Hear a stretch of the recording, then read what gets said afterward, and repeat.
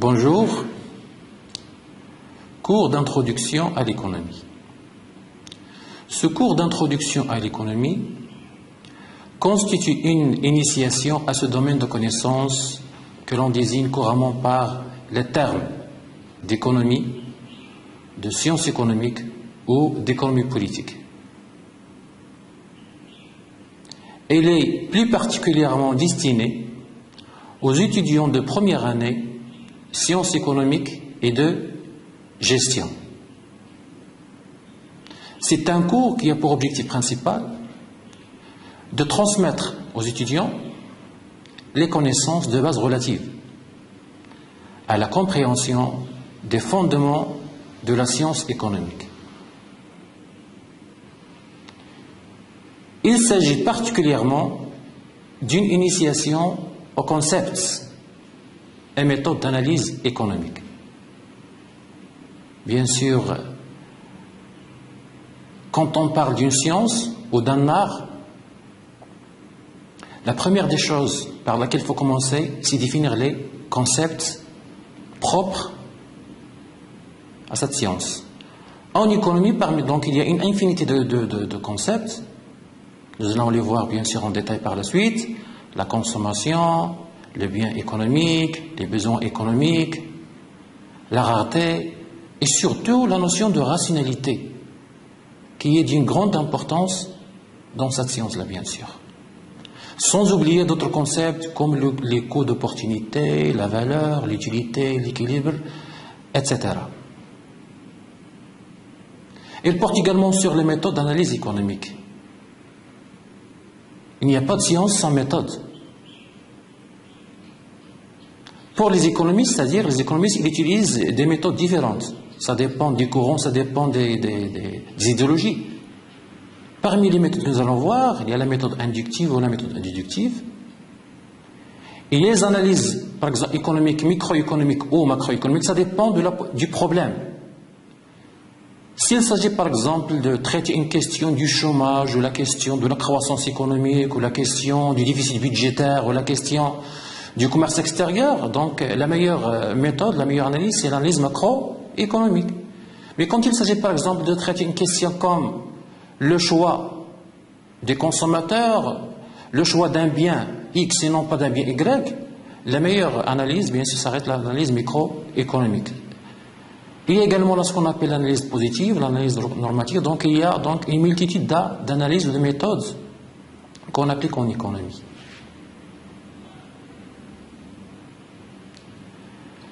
L'économie également porte sur l'origine, la définition et l'objet de la science économique. Quand on dit l'origine, ça veut dire qu'aujourd'hui, lorsqu'on parle aujourd'hui de l'économie politique, on parle de la science économique. Mais à l'origine, donc la pensée économique, il existait depuis l'Antiquité, mais le terme économie politique, ou du sens économique, ce sont des termes de date récente.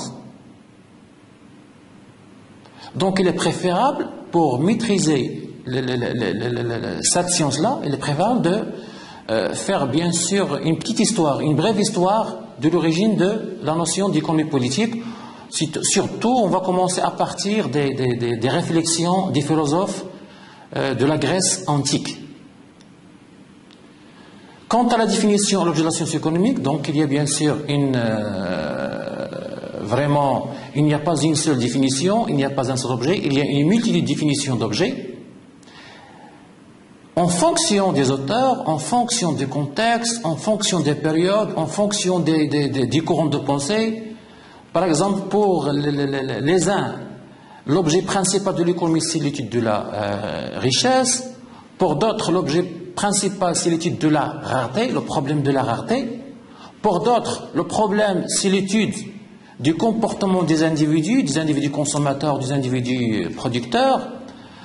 Pour un énième groupe, le plus important, ce n'est ni la richesse, ni la rareté, ni le comportement, c'est plutôt l'étude des rapports sociaux, c'est-à-dire entre les classes sociales, etc. Il porte également sur les principaux courants de la pensée économique. Donc il est toujours indispensable, surtout pour la science économique, d'étudier l'histoire de la pensée économique. Mais pour des étudiants de première année, On ne va pas, bien sûr, faire une analyse détaillée de la pensée économique, mais on va quand même faire un survol rapide sur les principales théories en économie. Nous allons voir les théories classiques, les théories néoclassiques, la théorie marxiste, la théorie keynésienne, les théories contemporaines, parce qu'elles représentent l'essentiel, ce qui est de plus important en sciences économiques. Donc généralement, on nombre de 4 ou 5 grandes écoles. Je le répète, donc classique, néoclassique, marxiste, keynésienne et la pensée contemporaine. Également, il porte sur les agents économiques, parce qu'il n'y a pas d'activité s'il n'y a pas d'agents. Qui sont les agents? Ce sont les individus, ce sont les entreprises, ce sont les administrations. Donc on parle d'agents économiques. Ce sont eux les vrais acteurs de l'activité économique. Par exemple, le ménage, ce sont donc les consommateurs. Il y a également les entreprises, c'est ce qu'on appelle en économie les sociétés et sociétés non financières. Il y a également les banques, il y a également l'État, il y a les associations, les partis politiques, le reste du monde. Tout ça, ce sont des acteurs. On les appelle des agents économiques. Mais en même temps également, on va accorder bien sûr une place de choix à l'étude des marchés. Parce qu'en fin de compte, l'économie, elle étudie bien sûr l'activité économique généralement dans une économie de marché. Économie qui fonctionne selon les lois du marché, les lois de l'offre et de la demande. C'est pour ça que nous allons voir les principales structures de marché. Parmi donc ces structures, il y a ce qu'on appelle le marché de concurrence pure et parfaite, qui est le marché de référence. Mais il y a également d'autres types de marchés plurialistes, comme le marché de monopole, le marché de l'oligopole, etc. Les agents économiques, ils font également des opérations économiques. Des opérations sur biens et services, des opérations de répartition, des opérations financières. Ils investissent, ils exportent, ils produisent, ils consomment, ils versent des salaires, ils reçoivent des salaires, ils prêtent, ils empruntent, ils achètent des titres, ils vendent des titres. Tout ça, on les appelle des opérations économiques. Finalement, bien sûr, l'étude de l'économie porte également sur la mesure de l'activité économique. Bien sûr, l'activité économique est représentée par ce qu'on appelle généralement le PIB, le produit intérieur brut. Et il y a plusieurs façons pour mesurer le PIB. Il y a la méthode produit, la méthode répartition ou la méthode des dépenses.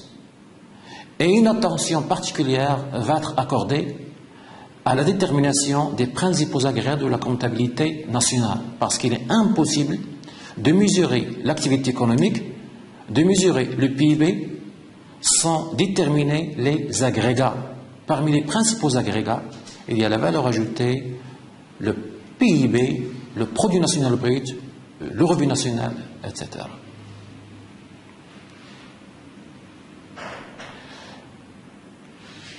Ce cours va être organisé sous la forme de 3 grands chapitres. Chapitre 1, nous allons répondre à une grande question. Qu'est-ce que l'économie politique? Chapitre 2, nous allons bien sûr développer les principaux apports des différentes écoles de la pensée économique, surtout à partir du, par exemple, 15e, 16e siècle. Et le 3e et dernier chapitre, nous allons faire une analyse un peu macroéconomique à travers le circuit et les mesures de l'activité économique.